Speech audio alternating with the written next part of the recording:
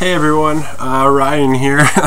My hand in front of the camera is my lack of video editing skills on a computer, so yeah, that's what that was. Oh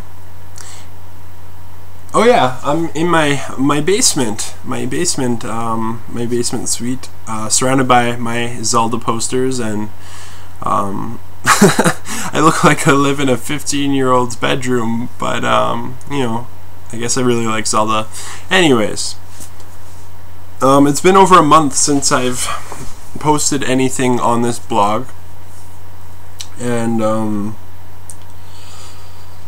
without getting overly cliche, I am really sorry that I haven't posted anything for all those that are you know, looking for an update or coming to the blog.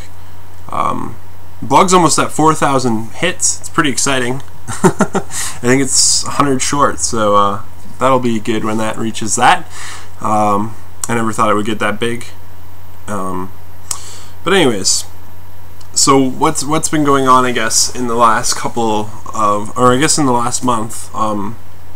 Tracks actually went out. The cart that we push around and we're gonna do outreach with.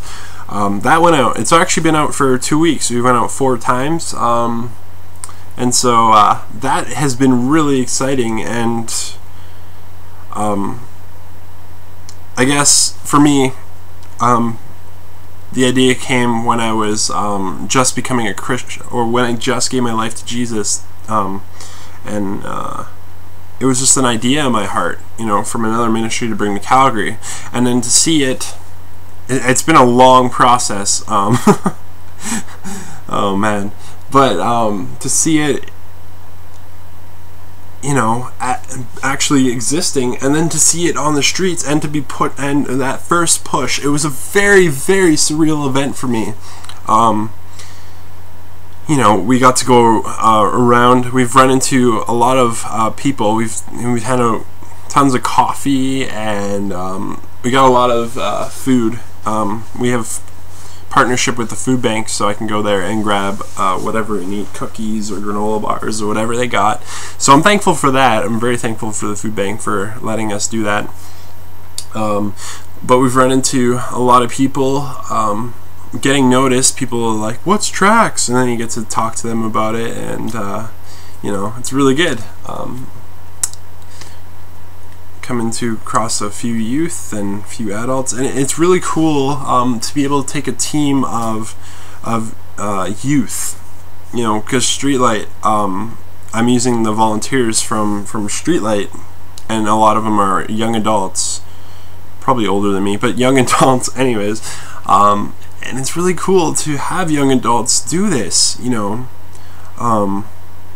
to step up and to do outreach and to build relationships and to want to make a difference in the lives of the oppressed, or just generally marginalized people of downtown Calgary. And it's exciting to be put into a position where I can lead that, you know. It's preliminary though, in my leadership, I guess, because I'm not the best leader, so I have someone else assisting me as well in the position of leadership, which is good. You know, he covers all my weaknesses in organization and you know, those kind of things, and I'm more the out there type person. You know, I'm more of the person who builds relationships. Anyways, so that is really exciting, and I can't even describe how that is over a video, you know.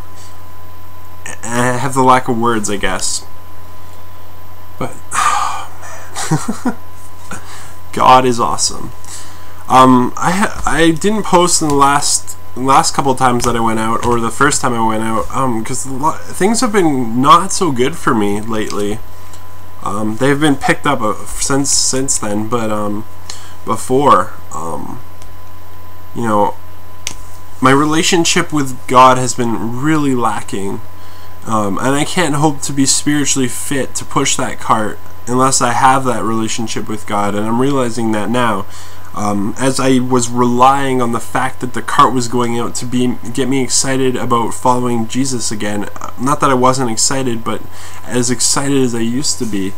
And now I am again. But like, you know, I was relying on that instead of trying to fill that, you know, sort of emptiness that I was feeling.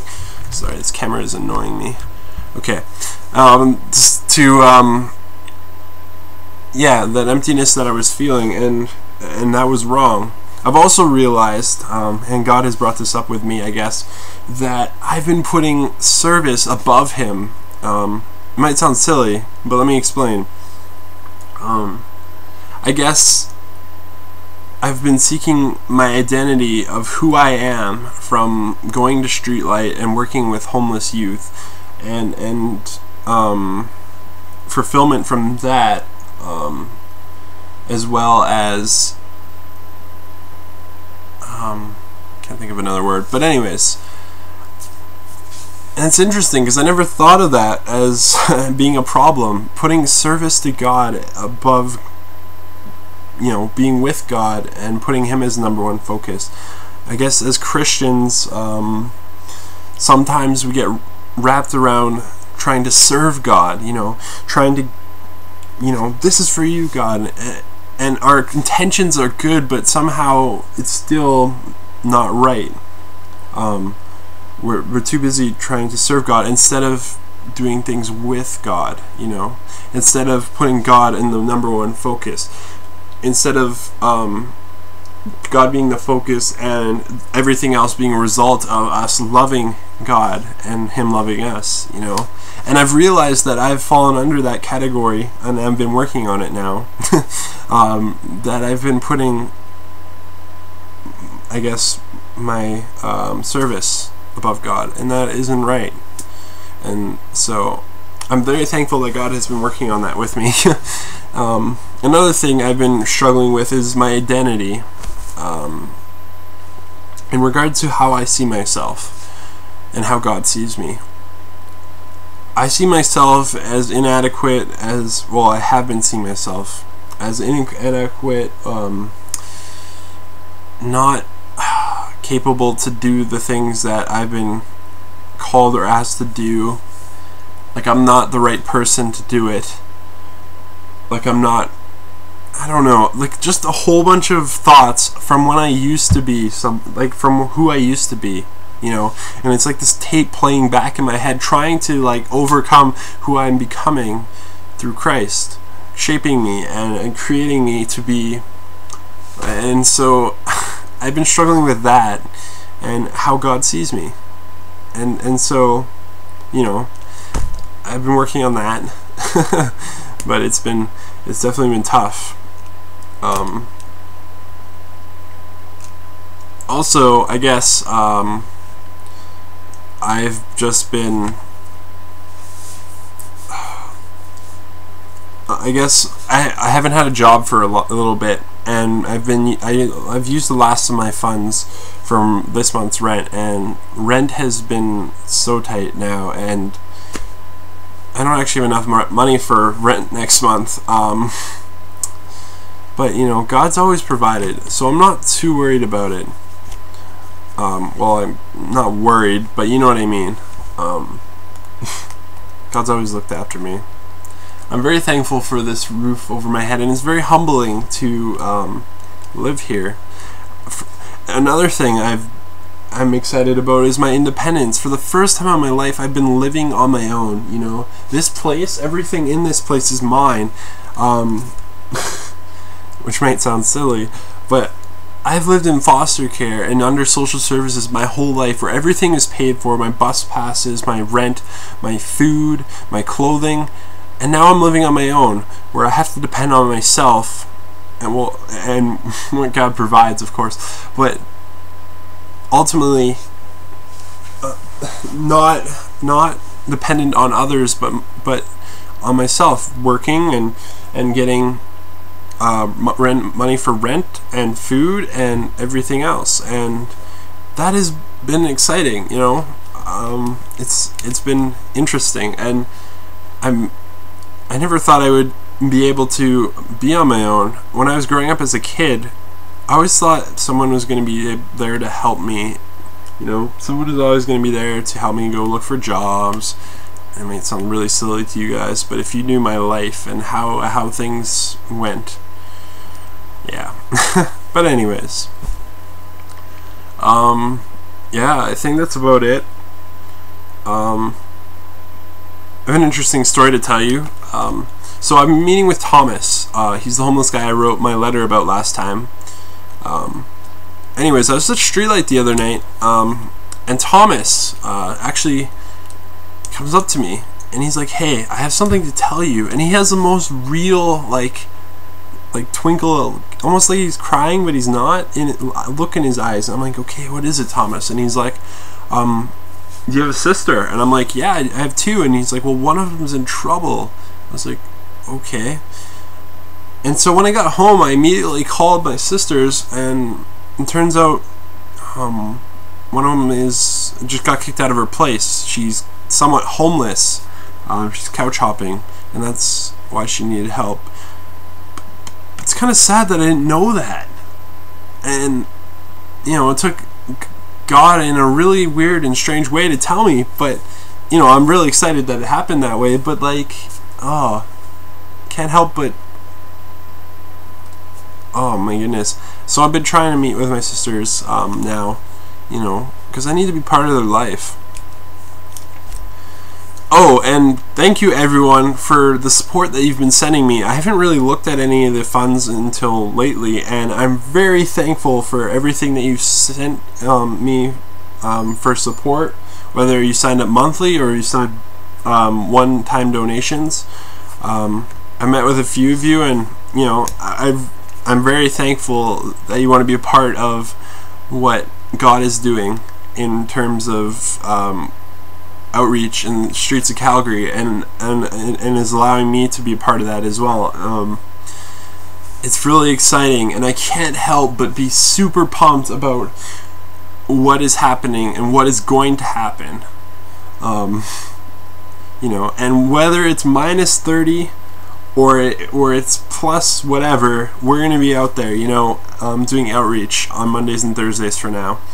And I'm very excited about that, and I'm excited and thankful that you guys have been supporting me with your prayers, and financially, and whatever you've been doing behind the scenes, and believing in me when I haven't always believed in myself, I guess.